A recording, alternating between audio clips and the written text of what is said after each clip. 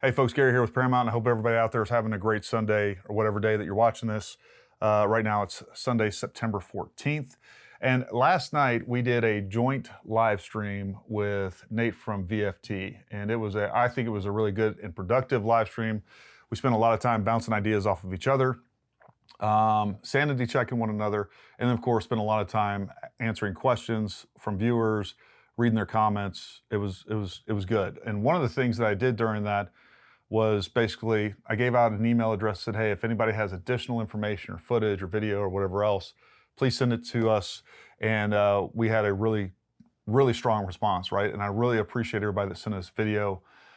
We got a lot of new video. I'm still going through it.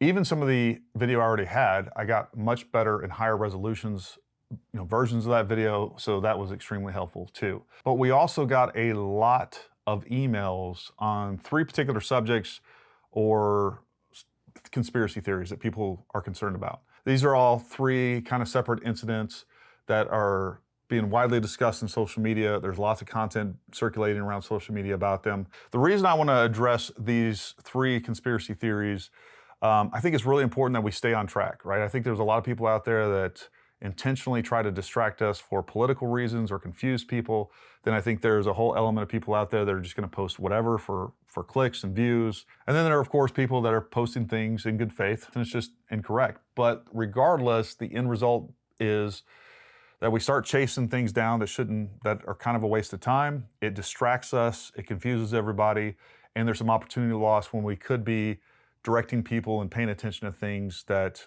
are possibly more important. So I want to go through these. And the first one is probably the easiest one to explain, and that is the floating dot, or I've seen it referenced as the AI dot. So if you look right here on Charlie Kirk's shirt, we see this black rectangle. And as a matter of fact, if you go and look at a lot of his other content, you'll see the exact same black rectangle.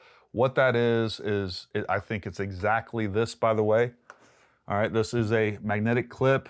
It comes with these Rode microphones, and because it's larger and has a little bit more surface area, even with some of these other small mics, I'll continue to use this one. But we see that there in place. Oh, and if you're wondering, a lot of times content creators, they will put the magnet on the outside and the microphone on the inside. That way viewers and people that you're talking to aren't distracted by this large device. It's just a little bit lower profile and a little more inconspicuous, so a lot of people will use them in that manner. Now, I know things get weird with that when it comes to the moment that Charlie Kirk is shot. And that's because we see it there, and in the slow motion, suddenly we see it for a few frames, and then we don't see it anymore, and then it crosses his neck, and it almost looks like this rectangle turns into the wound on Charlie's neck. I think that is just a really strange coincidence. When you have these situations where people are filming on these not really high quality cameras on their cell phones and a very low frame rate, and you're dealing with something like a gunshot that rapidly accelerates everything involved, it gets a little hard to track. One thing that you need to understand is that these phones film in typically 24 frames. Probably the most common is 30 frames, 60 frames, or 120 frames. That's usually the limit. I think the iPhone Pro will do like 240 frames, but people don't go around filming in that high frame rate. So unfortunately, when we take a snippet of film or video and then we slow it down in some sort of editing software, it doesn't actually slow this down. So this is 30 frames per second. So what it'll do is basically just take that one frame and show you that one frame for a longer amount of time. So a lot of data is lost, and this is a great example of this. So every time I click this arrow forward, it's moving forward one frame at a time. So I'm looking at the same picture, nothing's moving for 1, 2, 3, 4, 5, 6, 7, 8, 9, 10, 11, 12, 13, 14, 15, 16, 17, 16 or 17 frames.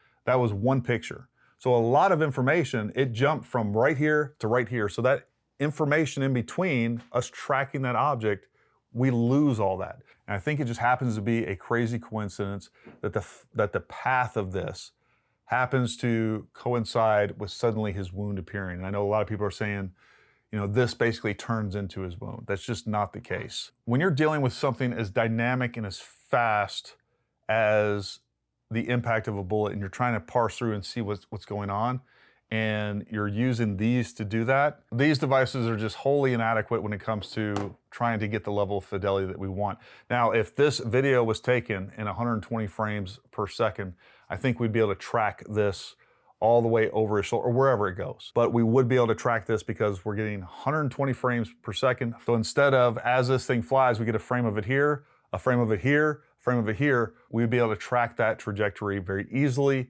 and be able to see where that's going. So hopefully that makes sense. This is what it is. I know some things get weird with the dynamics involved in the situation, but I think let me know if you think that's a good explanation. All right, the next subject that I got a ton of emails on was this guy right here. You know, he's wearing that white polo shirt, he's holding the phone, he's got that white hat on, and everyone is basically saying, hey, look, this guy gives some hand signals right before the shot, and you can see it. There we go. And then moments later, all right, I'm not even gonna show it. Make sure that we don't get censored here. Yesterday, I came across this video that I'm gonna show you, and you tell me what you think. So you can go watch the unedited version of this video on Elisa Childer's Instagram. Unfortunately, when she made this video, there was a bunch of background music, and if I didn't remove the audio, we would get a copyright strike, so I'll play this.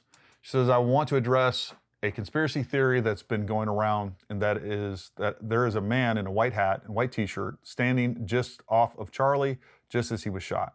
And this man adjusts his hat and then scratches his cheek. And there are conspiracy theorists all over the social media and all over the internet that are saying that man is giving signals to the sniper. But friends, I want to share the truth with you today. The man in the white hat and the white shirt is my friend, Frank Turek.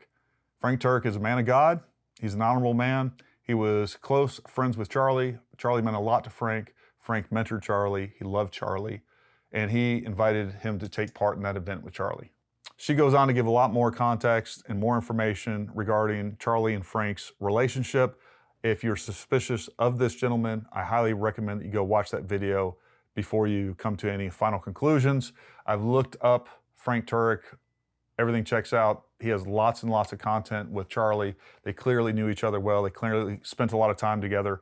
After watching all of that, I think it's highly improbable, quite frankly, implausible that he was involved in, any assassination plot of Charlie Kirk. But that's for you to decide. Go check out that information and tell me what you think about that. The last one that we're going to address right here involves the man to Charlie Kirk's right. He's wearing that bluish, greenish shirt, gray hair, has sunglasses on, and I want you to notice right here where he has something in his hand under his arm.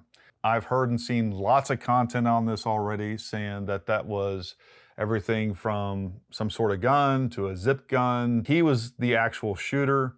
Well, let's kind of play this through and see what kind of conclusion or evidence we can find of that. So we can see right here is where Charlie is first struck. And I'm gonna go ahead and zoom in on that man and whatever he has underneath his arm. So if it was any sort of projectile producing device, you would think we would see some sort of movement, some recoil, we'd see him move or something like that. I'm gonna stop right here where Charlie was first struck, and now we're just gonna go back one frame at a time and see if we see any movement whatsoever. And there's nothing. I'm moving forward, boom, he struck. Nothing happens. There is no movement with whatever is underneath that guy's shirt. And on top of that, the idea that we're gonna have a guy that's part of his security detail that's standing right next to Charlie within, a couple of feet, all eyes on him, he's gonna carry a gun, hold it underneath his armpit, and then without even looking, he's going to assassinate Charlie Kirk right there in front of everybody. So if I was in charge of the operation and somebody came and briefed me, I'm like, wait, what? You're telling me that you are gonna pull off this assassination in front of everybody and somehow no one's gonna see you or suspect you? I think that was ludicrous. And I think that this theory in general just has no merit. So tonight, Sunday, September 14th at 10 p.m. Eastern time, we are gonna be doing a live stream, and we're gonna be talking about a couple of other potential suspicious things going on with all of this. One is this footage right here. I know a lot of people are saying there is no rifle involved. We're gonna go through that, analyze that, and I'm actually trying to get a really good guess that it has probably one of the most capable people to kind of discuss and analyze this footage. But make sure you come join us live, 10 p.m. Eastern Time, right here on YouTube and Rumble and X. We want you to join in on the conversation. We want to read your comments. We'll take your questions. And yeah, hopefully we can just continue to be a positive, productive force of, getting our country back on track. But thanks for watching, and until next time, stay armed, stay ready. We'll talk to you soon.